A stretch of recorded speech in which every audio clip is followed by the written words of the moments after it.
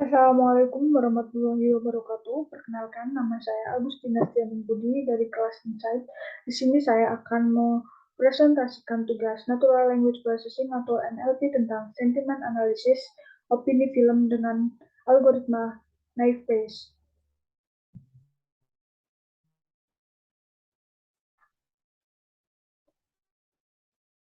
Latar belakangnya adalah Twitter adalah salah satu platform media sosial yang memungkinkan penggunanya untuk berbagi informasi secara real-time.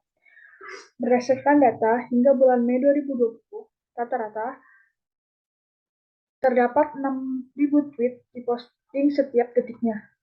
Tingginya pengguna Twitter menjadi peluang untuk masyarakat melakukan jual beli, menyampaikan informasi, promosi, dan mengutarakan perasaan dan opini, termasuk dalam mengutarakan opini film. Opini tentang film dilakukan untuk mendapatkan penilaian terhadap film yang telah diproduksi. Misalkan pada dataset ini ada beberapa opini tentang film Danur dan Demi. Hal ini dilakukan produsen film untuk mengetahui bagaimana tanggapan masyarakat tentang filmnya atau untuk referensi penonton yang akan menonton film tersebut. Apakah film tersebut layak untuk ditonton atau mungkin tidak layak untuk ditonton, atau seperti apakah film tersebut bagus atau tidak, seperti itu.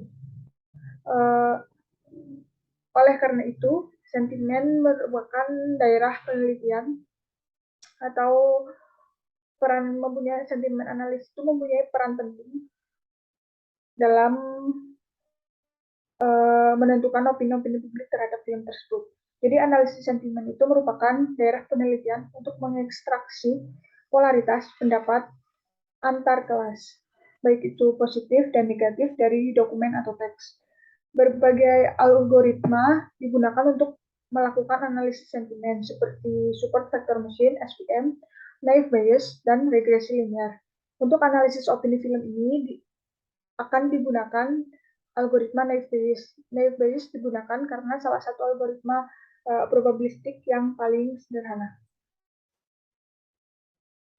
Lalu tujuan dan urgensinya. Jadi tujuan dan urgensi dilakukan pemodelan ini adalah untuk menerapkan dan menganalisis performa model yang menggunakan algoritma naive Bayes untuk memperoleh opini positif dan negatif pada film yang terdapat pada platform media sosial Twitter dan mengetahui pengaruh kata baku dalam sebuah dokumen terhadap sentimen.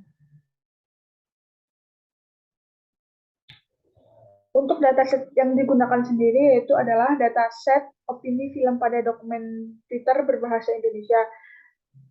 Jadi dataset ini tuh berisi opini-opini pengguna Twitter terhadap beberapa film di Indonesia dan berbahasa Indonesia. Salah satunya yaitu berisi beberapa film seperti ada Danur, Kartini, dan lain-lain. Dan untuk dataset ini itu terdiri dari 200 dokumen tweet terkait opini film, lalu terbagi menjadi dua, yaitu opini positif dan negatif.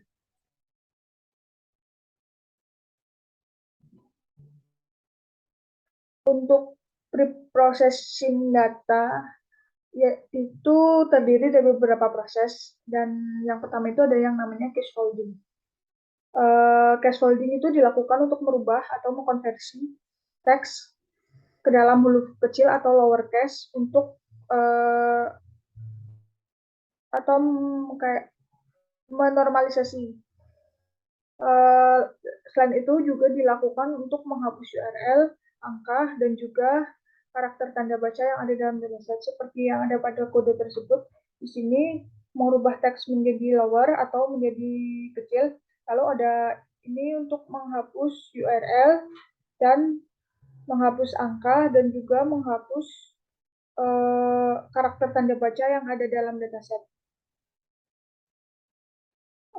Begini hasil dari case folding dapat dilihat pada raw data. Tolong editing yang bagus ya. Di sini titiknya hilang, lalu huruf menjadi kecil semua, dan tanda bacanya juga hilang tanda. Lalu word normalization Pada tahap ini, mendownload dataset kumpulan slang word untuk nantinya menormalisasi teks yang tadinya singkat menjadi lebih baku. Seperti contohnya di sini pada data yang ada pada dataset tentang kumpulan slang word kayak habis menjadi habis. Lalu dilanjutkan dengan preprocessing data, yaitu filtering, stop, removal. Tahap filtering adalah tahap pemilihan kata-kata yang dianggap penting dan bisa menghapus kata-kata yang dianggap tidak penting juga. Di sini ada beberapa kata yang dihapus seperti BGT, saya, RP, ini adalah emot, A, dan emot lagi.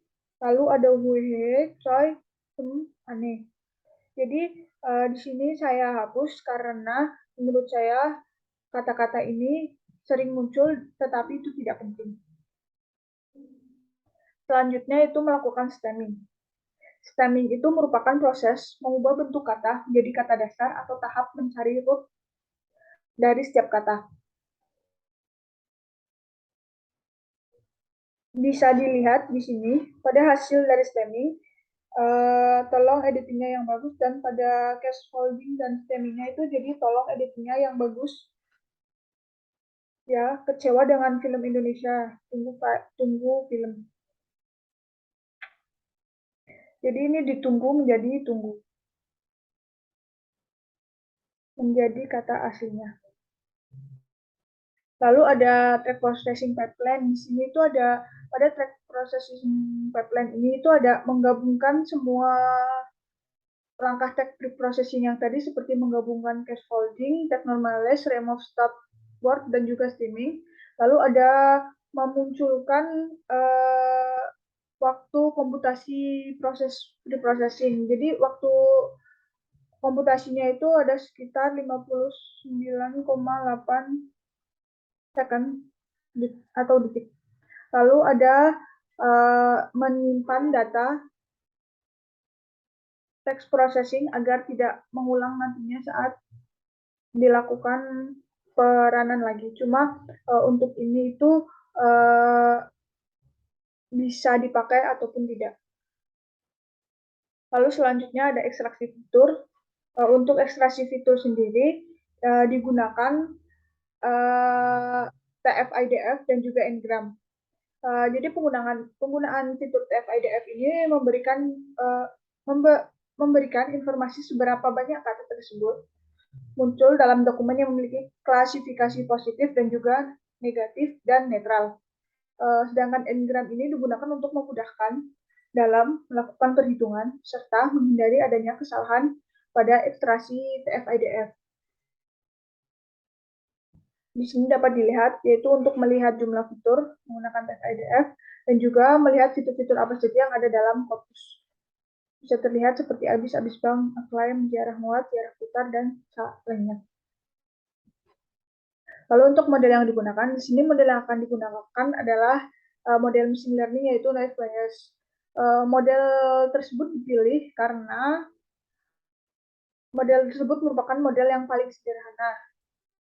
Dan pada dataset yang sedikit, model naive Bayes itu lebih menguntungkan karena menggunakan algoritma model ini hanya membutuhkan jumlah data train yang kecil untuk menentukan estimasi parameter yang diperlukan dalam proses pengklasifikasian. Selain itu, karena metode naive Bayes menerapkan teknik supervised sehingga dapat menetapkan label dan kelas kepada data.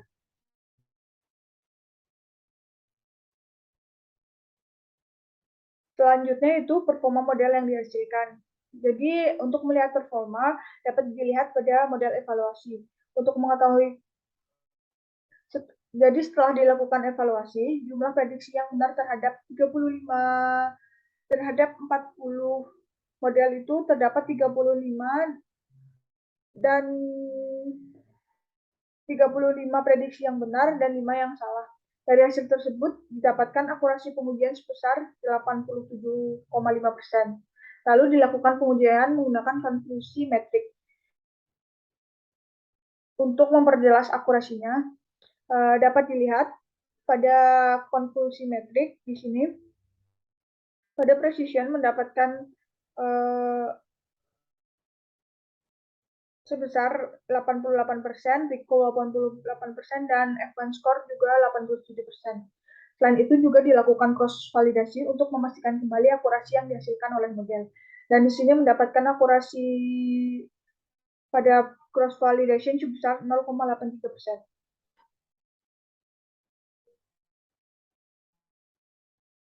Lalu untuk melihat performa model juga dapat dilihat dari yang namanya simple deploy, yaitu membuat program sederhana untuk memperjelas akurasi pada model. Dilakukan dengan memasukkan kata atau kalimat, setelah itu model akan memprediksi apakah kalimat itu termasuk ke dalam sentimen negatif atau positif.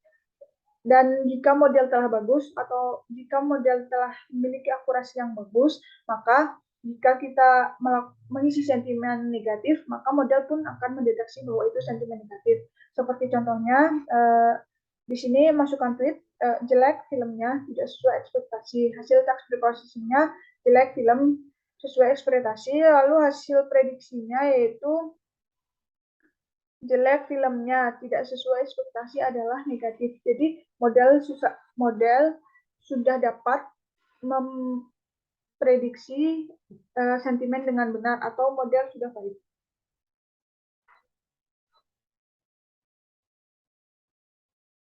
Lalu untuk kesimpulan sendiri, model Naive Bayes dapat diterapkan pada proses analisis sentimen tentang opini film pada dokumen filter berbahasa Indonesia.